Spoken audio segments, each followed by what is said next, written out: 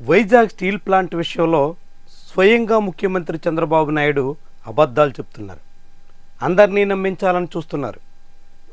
చాలా విడ్డూరమైన వ్యాఖ్యానాలు ఆయన నోటి నుంచి వస్తున్నాయి.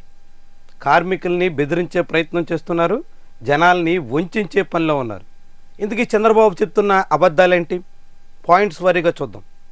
మొదటిది, 12,000 కోట్ల రూపాయల ప్యాకేజ్ ఇచ్చారు. కేంద్ర ప్రభుత్వం 12,000 కోట్ల రూపాయలు ప్యాకేజ్ ఇచ్చిన మాటను చంద్రబాబు నాయుడు పదే పదే ప్రస్తావిస్తున్నారు. కానీ నిజానికి కేంద్ర ప్రభుత్వం 11,440 కోట్ల రూపాయలు ఇస్తున్నట్టు ఈ ఏడాది జనవరిలో ప్రకటించింది. కానీ అవేమీ ప్లాంట్ ఉద్ధరణకు కానీ కార్మికుల ప్రయోజనాల కోసం కానీ ఖర్చు చేసిన దాఖలాలు లేవు.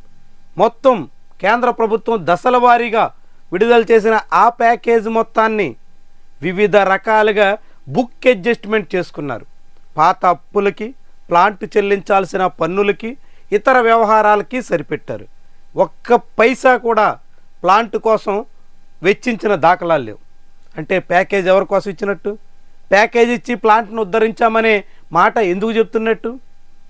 రెండవది, ప్లాంట్ తెల్ల ఏనుగులా మారిపోయింది. ఇది మరొక పెద్ద అబద్ధం. ఎందుకంటే వైజాగ్ స్టీల్ ప్లాంట్ ఎప్పటికీ లాభాలు ఆర్జించే అవకాశం పుష్కలంగా ఉంది. దానికి అక్కడ కార్మికుల నైపుణ్యం ప్రధాన కారణం. సెయిల్తో పోలిస్తే వైజాగ్ స్టీల్ ప్లాంట్ వర్కర్ అత్యధిక ఉత్పత్తి చేస్తున్నారు. సగటు ఉత్పత్తిలో సెయిల్ కన్నా ఏడాదికి 160 టన్నులు అదనంగా వైజాగ్ స్టీల్ వర్కర్ ఉత్పత్తి చేస్తున్నారు. దాంతో చంద్రబాబు చెప్తున్నట్టుగా వైజాగ్ స్టీల్ ప్లాంట్ ఏమీ తెల్లేనుగు కాదు అని భావించాల్సి ఉంటుంది. ఇక మరొక అబద్ధం, కార్మికులు ఇంట్లో పడుకుంటే జీతాలు ఇస్తారా ఆయన మాట. కార్మికులు ఇంట్లో పడుకుంటే 2016 వరకు ఎందుకు లాభాలు వచ్చాయి?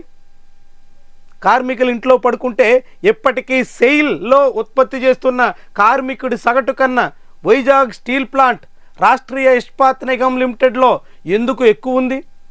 చంద్రబాబు మాట్లాడుతున్నటువంటి వాటిలో ఇదొక అబద్ధం అన్నట్టు. మరొక ముఖ్యమైనటువంటిది, స్టీల్ ప్లాంట్ పరిరక్షణ కోసం చేయాల్సిందంతా చేశాం అని చెప్తున్నారు. ఏం చేశారు?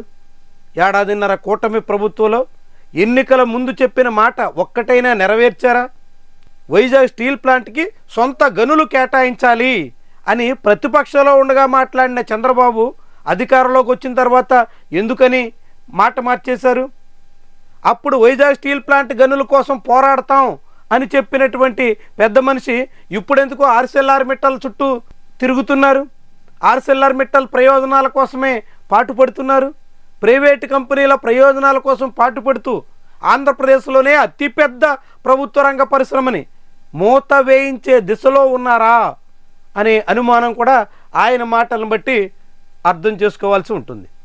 మరొక ముఖ్యమైనటువంటి విషయం, పీడీ యాక్ట్ పెడతారట. వైజాగ్ స్టీల్ ప్లాంట్ పరిరక్షణ కోసం పాటుపడుతున్నటువంటి వాళ్ళని బెదిరిస్తున్నారు. పీడీ యాక్ట్ దేనికి పెడతారు? ఎవరి మీద పెడతారు? వైజాగ్ స్టీల్ ప్లాంట్లో పనిచేస్తున్న కార్మికులు ఆంధ్రప్రదేశ్ ప్రయోజనాల కోసం, భారతదేశ అభివృద్ధి లక్ష్యాల కోసం ఎంతగానో పాటుపడుతున్నారు. అంతెందుకు, కరోనాలో చంద్రబాబు నాయుడు హైదరాబాదులో కూర్చున్న కాలంలో కూడా వైజాగ్ స్టీల్ ప్లాంట్లో ఆక్సిజన్ ఉత్పత్తి చేసి రాష్ట్రంలో అనేక మంది ప్రజల ప్రాణాలు కాపాడే ప్రయత్నం అక్కడ స్టీల్ వర్కర్ చేశారు. చంద్రబాబు ఏమన్నా చేశారా? ఆయన ఏమన్నా కనీసం ఆంధ్రప్రదేశ్లో అడుగుపెట్టారా? 2 ఏళ్ల కరోనా కాలంలో ఆయన హైదరాబాద్కు పరిమితం అయితే ఇక్కడున్న ప్రజల్ని కాపాడేందుకు స్టీల్ వర్కర్ ఆక్సిజన్ ప్రొడక్షన్లో ముందు పీటను నిలిచారు. అలాంటి స్టీల్ ప్లాంట్ వర్కర్ మీద పీడీ యాక్ట్ పెడతారా? ప్రజలు ప్రాణాలు కాపాడినందుకు గాను వాళ్ళు పీడీ యాక్ట్ పెట్టించుకోవాలా? దేశ అభివృద్ధికి మూలమైన స్టీల్ ప్రొడక్షన్లో సెయిల్ సగటు కన్నా ఎక్కువగా ఉత్పత్తి చేసినందుకు గాను వాళ్ళు పీడీ యాక్ట్ పెట్టించుకోవాలా? ఒక ముఖ్యమంత్రిగా ఆయన హోదాకి తగ్గట్టుగా మాట్లాడుతున్న మాటలేనా? ఇలా అనేక అబద్ధాల ద్వారా ప్రజల్ని నమ్మించే ప్రయత్నంలో ఆయన ఉన్నారు. అసలు కన్నా అన్నింటికన్నా మించిన అబద్ధం, వైజాగ్ స్టీల్ ప్లాంట్ నష్టాలకి కారణం కేంద్ర ప్రభుత్వం.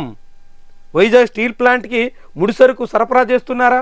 ముడిసరుకు అవసరమైన క్యాప్టివ్ మైన్స్ కేటాయించలేదు.